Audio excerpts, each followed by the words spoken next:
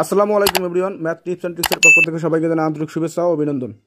এখন আমরা দেখব ভগ্নাংশের লসাগু গসাগু কীভাবে নির্ণয় করা যায়। তো ভগ্নাংশের লসাগু গসাগু নির্ণয় করার ক্ষেত্রে আমাদের কিছু রুলস অবলম্বন করতে হবে। তো ফার্স্ট অফ অল আমি লসাগু কীভাবে নির্ণয় করা যায় ভগ্নাংশে সেটি দেখব। ভগ্নাংশের লসাগু নিয়ম হচ্ছে যে লবগুলোর লসাগু ডিভাইডেড বাই হরগুলোর গসাগু। ক্লিয়ার? তো এখন দেখি আমরা কিভাবে ভগ্নাংশের লসাগু নির্ণয় করা যায়। তো ফার্স্ট অফ অল আমি এই প্রশ্নটি রাখছি যে থানা সহকারী থানা শিক্ষা অফিসারে এডি আসছিল। এখানে বলা আছে 3/5, 1/4, 2/3 এর লসাগু কত। তো লসাগুর নিয়ম হচ্ছে লবগুলোর লসাগু, অর্থাৎ লবগুলোর লসাগু করতে হবে এবং হরগুলোর গসাগু করতে হবে। ঠিক আছে? তো এখানে হরগুলো দেখতেছি, হরগুলো হচ্ছে 5, 4 ও 3। 5, 4, 3-র কোনো কমন এখানে নাই, তাহলে 5, 4, 3-র গসাগু হচ্ছে 1, তাহলে নিচে 1 লেখার দরকার নাই। উপরে থাকতেছে 3, 1 আর 2। ঠিক আছে? 3, 1, 2-র লসাগু হচ্ছে 6, তাহলে এখানে অ্যান্সার হবে 6। তো খুব সহজে আমরা এই রুলস ফলো করে ভগ্নাংশের লসাগুগুলো নির্ণয় করে থাকবো।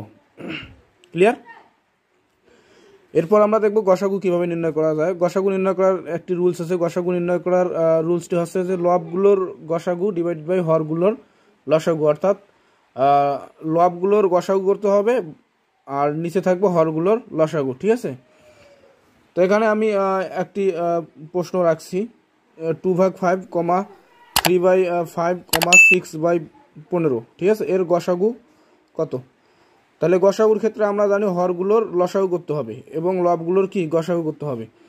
উপরে দেখতেছি 2, 3 এবং 6। 2, 3 এবং 6-এর মধ্যে কোনো কমন জিনিস নাই, তাহলে এর গসাগু হচ্ছে 1, তাহলে উপরে থাকতেছে 1 এবং 5 এবং 15 এটা লসাগু করতে হবে, এজন্য লসাগু হচ্ছে 15, তাহলে উপরে থাকতেছে 1, নিচে থাকতেছে 15, তাহলে 1/15 হচ্ছে এর গসাগু।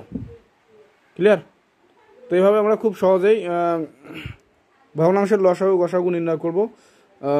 মূলত ভগ্নাংশের লসাগু গসাগুর প্রশ্নগুলো এরকম করেই আসে যে কয়েকটি ভগ্নাংশ দেওয়া থাকে, ওই ভগ্নাংশ থেকে গসাগু নির্ণয় করতে বলে, লসাগু নির্ণয় করতে বলে, এভাবেই দেওয়া থাকে। ঠিক আছে? তো আজকে পর্যন্ত ভিডিওটি ভালো লাগলে অবশ্যই চ্যানেলটিকে সাবস্ক্রাইব করে পাশে থাকবেন। ধন্যবাদ সবাইকে।